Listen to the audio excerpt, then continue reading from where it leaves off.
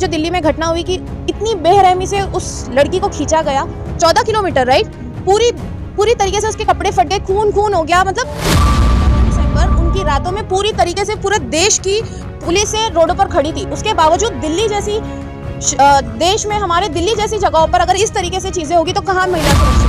सरकार ने एक नारा दिया था देश में कि महिला बेटी बचाओ बेटी पढ़ाओ। तो मैं ये सबको बताना चाहूंगी कि ये एक नारा नहीं था, ये धमकियां थी कि बेटी को बचा लो हमसे। गवर्नमेंट है वो बीजेपी के लोगों का है, तो ये तो जरूर होगा। अब देखिए आगे कि वो लड़की को कितना कुछ बताया जाएगा कि ये ऐसी थी, ये वैसी थी, रात को घूमने वाली थी, इसने ये कपड़े पहने थे। अभी बहुत सारे बीजेपी के लोग आएंगे, वो बोलेंगे कि लड़कियों को ऐसे नहीं घूमना चाहिए, वैसे नहीं घूमना चाहिए। मैम, लगातार बीजेपी महिला सुरक्षा की बात करती है, लेकिन लगातार जिस तरीके की दिल्ली से घटनाएं आ रही हैं और भी शहर हैं, जिले हैं जिनसे ऐसी घटनाएं आ रही, तो क्या कहना चाहेंगे इस पर? देखिए, भाजपा सरकार ने, बीजेपी सरकार ने एक नारा दिया था देश में कि महिला बेटी बचाओ बेटी पढ़ाओ। तो मैं ये सबको बताना चाहूंगी कि ये एक नारा नहीं था, ये धमकियां थी कि बेटी को बचा लो हमसे। क्योंकि इनके राज में जितनी महिला असुरक्षित है ना, उतनी आज से पहले इस तरीके से कभी हम पर जुल्म नहीं हुआ गया। जिस तरीके से ये आरोपियों को छोड़ देते, भले ही वो बातें बिल्किस बानो की रहे या अभी जो दिल्ली में घटना हुई कि इतनी बेरहमी से उस लड़की को खींचा गया 14 किलोमीटर, राइट, पूरी तरीके से उसके कपड़े फट गए, खून हो गया। मतलब इतना, और उसके अंदर जो करने वाले थे वो आरोपी में से एक आरोपी बीजेपी वाले का भी था, राइट, उसमें से उनका लिंक निकला। बट ये लोग जो है ना, सारा मुद्दा भटकाने के लिए, ये देश के अंदर ये सारी चीजों को छुपाने के लिए सारा जो इनका माइंड डाइवर्ट किया जा रहा है फिल्मों पर। मतलब कोई बात ही नहीं रह गई है ना, कई लोग बोलने वाले नहीं है, आवाज उठाने वाले नहीं है, मीडिया में नहीं चलाई जा रही है, न्यूज में नहीं बताया जा रहा है। बात कर रहे हैं कि नहीं है कोई उठाने वाला, लेकिन एक तरफ आप देखें तो जो 15 अगस्त पे मोदी जी ने लाल किले से भाषण दिया था, महिला सुरक्षा के लिए भावुक हो गए थे, लेकिन वहीं गुजरात में बिल्किस बानो के 11 दोषियों को रिहा कर दिया गया था। तो उसी के चलते हुए तो ये सारी चीजें हो रही है ना देश में। ना ही हिंदुओं ना ही मुसलमान, ये सारी चीजें नहीं हो रही है, यहाँ पे महिला सुरक्षा की बात हो रही है, राइट। लेकिन आप देखिए, भले ही प्रधानमंत्री कहीं भी खड़े रहकर दे, प्रेसिडेंट हमारे कुछ भी बोले, लेकिन देश में एक्चुअली हो क्या रहा है? रेप की घटनाएं बढ़ती जा रही है दिन ब दिन, लेकिन इसके ऊपर कोई नहीं बोलेगा। और फिर बोलते हैं कि महिला सुरक्षा क्या है? महिला सुरक्षा अभी स्मृति ईरानी को कुछ नहीं बोलना है। हाँ। लेकिन चलिए, आप महिला सुरक्षा की बात करें तो अमित शाह जी का एक बयान याद आ गया कि उन्होंने चुनाव के टाइम पे कहा था कि अगर लड़कियां या फिर बहू बेटियां फुल जेवर पहन के भी निकले रात के 12 बजे भी तो सुरक्षित हैं। बहुत ज्यादा सुरक्षित है, जबकि न्यू ईयर के दिन, एंड ऑफ द दिसंबर, उनकी रातों में पूरी तरीके से पूरे देश की पुलिस रोडों पर खड़ी थी। उसके बावजूद दिल्ली जैसी देश में, हमारे दिल्ली जैसी जगहों पर अगर इस तरीके से चीजें होगी तो कहाँ महिला सुरक्षित है? आप मुझे बताएं। लेकिन मैम, निर्भया केस के बाद लगातार दिल्ली में बड़े बड़े दावे किए गए कि महिलाओं के लिए ये सुरक्षा है, पिंक है, और फिर कई और दावे किए गए थे। लॉ एंड ऑर्डर की बात की गई थी। वो लॉ एंड ऑर्डर कहाँ है? मैं पूछना चाहूंगी कहाँ है? वो सिर्फ भाषणों में है, ध्यान भटकाने के लिए है और कुछ नहीं। बस ये अंधभक्तों को बताने के लिए कि हम ये कर रहे हैं, वो कर रहे हैं, लेकिन ये कर कुछ नहीं रहे। पर बिल्किस बानो के बारे में भी जो चीजें हुई उनके साथ, जो बलात्कारों को छोड़ा गया, जो रेपिस्ट को वो लोगों ने रिहा कर दिया, उनको भी बिल्कुल भी कुछ मिला नहीं, सोल्यूशन मिला नहीं। तो उस चीजों के चलते हुए ना दिमाग में इस तरीके से छवि बन चुकी है कि कुछ भी हो जाए ना, ये बीजेपी को बस मतलब पूरा माइंड डाइवर्ट करने के पीछे लग चुकी है। देखिए, हथियार लग रही है, किसको बोल रही थी? हिंदू लोगों को बोल रही थी, राइट। हिंदू हमारे भाई बहनों को बोल रही थी। तो हिंदुओं नहीं तो हिंदुओं का वो कर रहे हैं ना। ये लड़की भी हिंदू थी, ये करने वाले भी हिंदू थे, तो हिंदू ही तो हिंदुओं का दुश्मन है। लेकिन मैम, इस केस में लगातार नए नए बयान सामने आ रहे हैं। कल तक उस लड़की की फ्रेंड बोल रही थी कि ड्रिंक करी हुई थी, लेकिन आज जो पोस्टमार्टम की रिपोर्ट आई है तो उसमें कहा ड्रिंक कहीं दूर दूर तक नहीं है।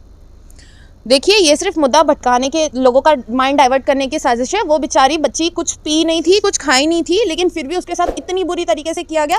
ये दिमाग इसीलिए भटकाया जा रहा है लोगों का, क्योंकि इसमें इन्वॉल्वमेंट पूरा बीजेपी का है। अच्छा, लेकिन मैम, ऐसे केसों में लगातार ये देखा गया है कि अगर जो करता है, जो विक्टिम होता है, वो अगर गरीब तबके का है तो कहीं ना कहीं पैसे देकर बाद में कुछ नहीं होता आगे। ये तो होता ही है ना, और ये तो अभी होगा भी, क्योंकि इसमें जो इन्वॉल्वमेंट है वो बीजेपी के लोगों का है, तो ये तो जरूर होगा। अब देखिए आगे क्योंकि वो लड़की को कितना कुछ बताया जाएगा कि ये ऐसी थी, ये वैसी थी, रात को घूमने वाली थी, इसने ये कपड़े पहने थे। अभी बहुत सारे बीजेपी के लोग आएंगे, वो बोलेंगे कि लड़कियों को ऐसे नहीं घूमना चाहिए, वैसे नहीं घूमना चाहिए, ये वो।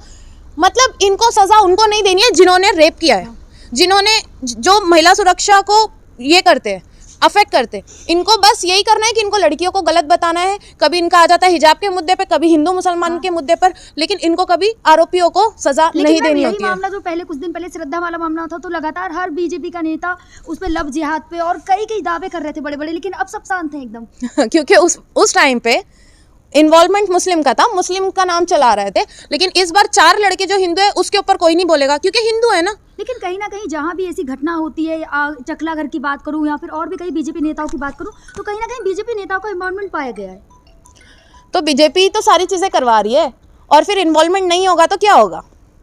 लेकिन जो अभी हमने देखा था, जो यहाँ पे हुआ था उत्तराखंड में, हम्म। अंकिता भंडारी केस, जी, वो जी। भी 2 दिन दिखाया गया, 4-5 दिन मीडिया में दिखाया गया, लगातार दिखाया गया, बीजेपी के बड़े नेता थे शामिल, और उसके बाद वो मामला कहाँ है, क्या है, इंसाफ मिला या नहीं, कहीं कोई खबर तो ये नहीं। सारी चीजें तो आप लोगों को पूछना चाहिए, मीडिया चैनल वालों को पूछना चाहिए, क्योंकि सिर्फ हिंदू मुसलमान दिखाने से देश नहीं आजाद होगा। ये सारी चीजें जो इंसानों के दिमाग में जो बस चुकी है ना, ये चीजों के ऊपर भी हमको एक्शन लेकिन लेना राहुल पड़ेगा। गांधी की भारत जोड़ो यात्रा चल रही, उस पर क्या कहना चाहेंगी?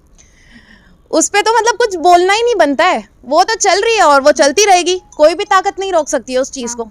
और ये पूरा देश जोड़ने के लिए लगे हुए हैं। ये जो बीजेपी ये जो तोड़ती है ना, हिंदू मुस्लिम, आप कहीं पर भी देख लीजिए, इसके अंदर कहीं पर भी कोई मतलब इस तरीके से आपने पूरे देश में ऐसा एक नेता नहीं देखा होगा जो सड़कों पर चल रहा है, जिसको ठंड की कुछ गुंजाइश नहीं दिख रही है, जिसके माथे पे एक शिकन ये कंटिन्यूस इतना चलने के बाद फिर भी ये देश में सारे हिंदू मुस्लिम सिख जो गरीब लोग हैं, कहीं वो जा रहे हैं मस्जिदों में सर टेक रहे हैं, माथा टेक रहे हैं, मंदिर चर्च विच वो कुछ नहीं देख रहे, उनको बस दिख रहा है देश, जो देश खतरे में है वो देश वो जोड़ रहे हैं। लेकिन मैम लगातार अब भारत जोड़ो यात्रा बड़े बड़े नेता जुड़े हैं, अखिलेश यादव का भी समर्थन आ गया, जयंत चौधरी का भी, और मायावती जी का भी समर्थन आ गया। इसका मतलब है कि उनमें इंसानियत बची हुई है। अच्छा, कहना क्या चाह रही है, बीजेपी का समर्थन नहीं कर रही है?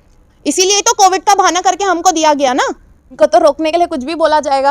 कल को तो ये भी बता दिया जाएगा कि सारा बॉम्ब लेके सारी मिसाइल लेके हम चल रहे हैं, जहाँ चले वहाँ फट जाएंगे। तो इसका क्या मतलब, ये तो जुमले देते ही रहते हैं इनकी, तो ये तो काम ही है इनका। लेकिन मैम अब तक राहुल गांधी की भारत जोड़ो दिल्ली में आई थी तो सुरक्षा में चूक हुई थी, लेकिन अब उन इलाकों में जा रही है जो बहुत सेंसिटिव है, जैसे कश्मीर है, यूपी है, हरियाणा, पंजाब में आपको पता होगा पीएम मोदी की सुरक्षा में भी चूक हुई थी।